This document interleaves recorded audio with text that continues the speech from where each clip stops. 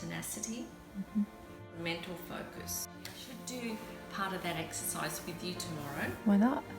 Alright, so I'll do this exercise. What I want to do more of. Okay. My program is about, I do personality profiling. Yeah.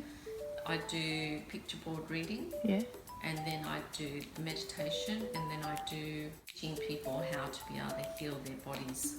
So your emotions are attached to every symptom in your body, or your symptom is attached to it. So I've actually got a book that the ladies. So it takes a whole day.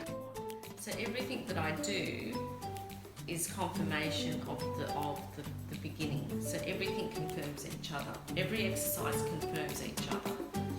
So that's what my program is about. So it's confirming your who you are, and understanding who you are, and understanding what you've got to work on, and being aware of things within your life. So but I'm going to do that.